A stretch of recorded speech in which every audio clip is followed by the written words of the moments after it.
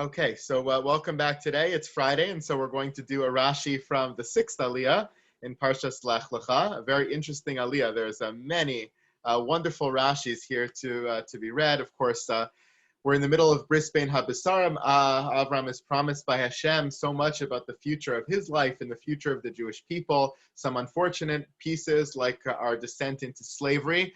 We have the great Rashi here explaining Arba Mot Shana. Avram is told that his descendants will be enslaved for 400 years. We see after the Yetzias Mitzrayim, they're actually there for 430 years. So how do the calculations go, and when is it calculated from? That Rashi is also in our Aliyah today.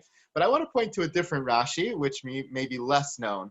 Avram is promised that after the whole life story that he describes to him, Ata, you, back to you, right? He says, you're going to have progeny. They're going to go down to Egypt one day. They're going to be enslaved. They're going to be going out. They're going to come out with Rechush Gadol, et cetera, et cetera. The whole story that we know of Yetzias Mitzrayim.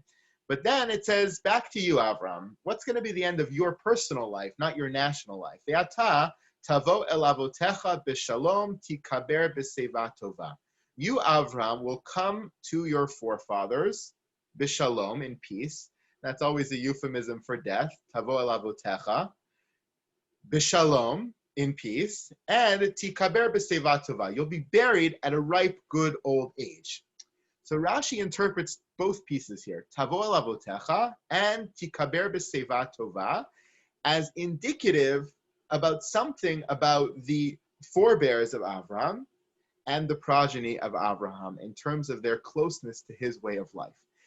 Rashi says over here on the left-hand side, Ve'ata tavo velo tireh kol ela el avotecha. You're not going to see all this, what I just described, the descent of your children into slavery, because you will come el avotecha. You will die. What does it mean, el avotecha? Aviv oved avodah zara haya. His father Terach was an oved avodah zara.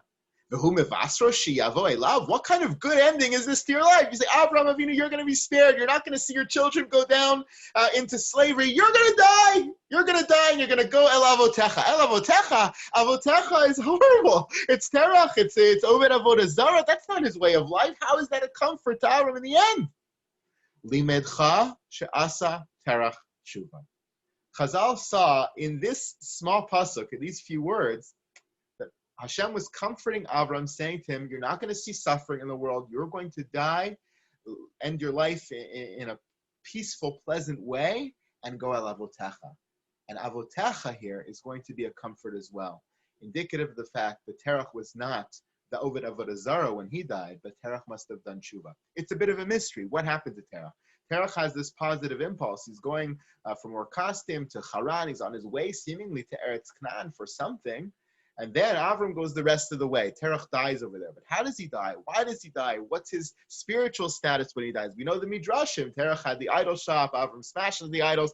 Does Terach come along for the ride, or does he not come along for the ride? Rashi says here, based on this promise to Avram, we see Terach did tshuva. So going backwards in history, Avram was this great light, this great iconoclast. He comes to ethical monotheism. But we learn in this pasuk that going backwards, Terach also did tshuva and came along for the ride. Now, going forward, Rashi says, he also died b'seiva tova, at a good ripe old age. In these words, biser she'asa Yishmael tshuva b'yamav, v'lo yatsa Esav l'tarbus ra b'yamav, lefichach mes heishanim kodem zmana ubo bayom marad Esav. Going forward, he died b'seiva tova, which means not only looking backwards to Terach do tshuva, but looking forwards, Yishmael must have done tshuva as well. And there are other indicators of that. It's a whole separate shir as to what the life course was for Yishmael. But in this pasuk, Rashi, Chazal, see that Yishmael, the son of Avram, also does tshuva. And that's a powerful thing, for Avram to die, knowing that those who came before him did tshuva, those who came after him did tshuva.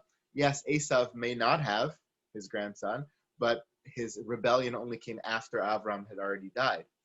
I think it's just a beautiful image of comfort to Avram, knowing that he was such a strong beacon of his mission and his values and his beliefs that they spread beyond him. And of course, they spread beyond him to many thousands of people in his lifetime, but to those closest to him, which he might have been most concerned about, those who came before his father, those who came after, his son.